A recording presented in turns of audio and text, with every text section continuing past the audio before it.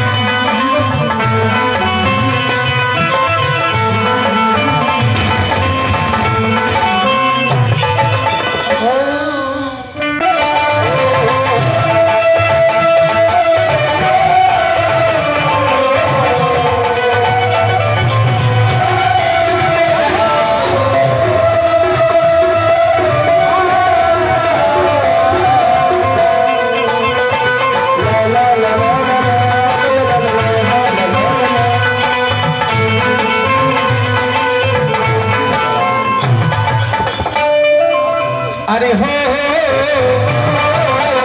अरे तूने मुझे बुलाया सेरा लिए, मैं आया सेरा लिए।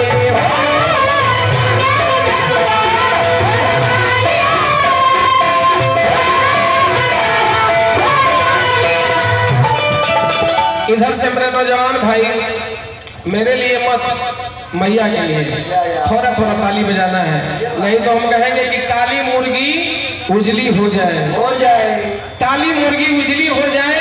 और मैया के दरबार में आकर के यदि आज ताली नहीं बजाएंगे तो होत सवेरे बंगाली भाई हाथ में नोचनी कल खुजली हो जाए। नहीं तो चियार कहेंगे कि समा की कश्ती से अरमान को बना लेना और समाज में रह के मान सम्मान बढ़ा लेना। अगर ताली बजाने में आज अपने हिंदुस्तान में अगर कष्ट होता है तो कल से हिंदुस्तान छोड़ के जाके पाकिस्तान में मकान बना लेना। बोलिए सच्चे दरबार की। अरे हो और हमारे हो अरे तूने मुझे बुलाया सेरा लिए, मैं आया सेरा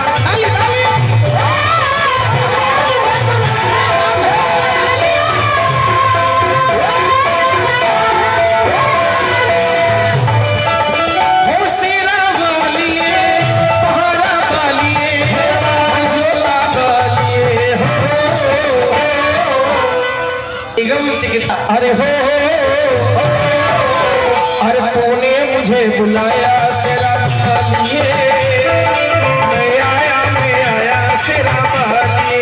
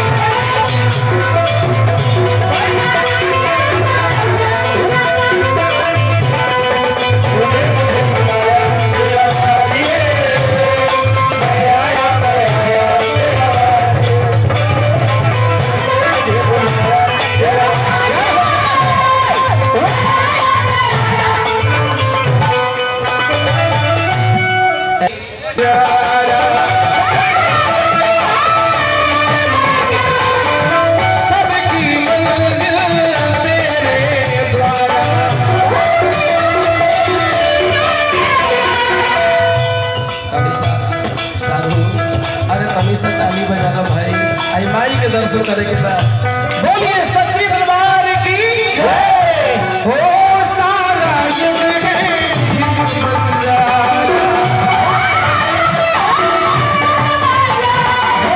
सबकी मंजिल मेरे द्वार।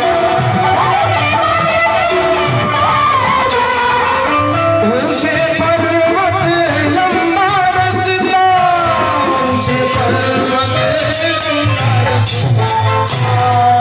चलिए जो बजाए उनके लिए भी और जो नहीं बजाए उनके लिए भी हम मैया से प्रार्थना करेंगे कि आए हुए तमाम सभी भक्तजनों पर कृपा हमेशा मैया रानी का बना रहे। बोलिए सच्ची दरबार की और सब लोग मैया का दर्शन करते हुए माँ से यही मांगे कि इसी तरह हमारे यहाँ माँ सबों के मन के मुराद आप पूर्ण करते रहे, ताकि आने वाला समय में हम हलवा के प्रसाद पूरे आने वाले श्रद्धालु भक्तजनों को बंटवाएंगे। और कहना है क्या, अरे प्रेम से बोलो, अरे बोलो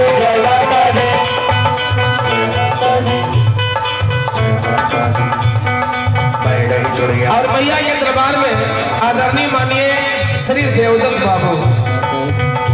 बाबू, इसलिए कि हमारे जब खोखा बाबू कुछ दिए हैं तो हमारे गोनौर बाबू तो बस अपने तरफ से प्यार दुलार देंगे। में तो 101 रुपए का पुरस्कार इनके तरफ से भी आया। और कहना है अरे प्रेम से बोलो, ऐसे नहीं ताली बजाते हैं मेरे भैया सब लोग। अगर मैया के दरबार में अगर स्नेह से आए हैं तो गलती से भी हाथ नीचे ना रहे, ऊपर हाथ उठा करके अरे प्रेम से बोलो।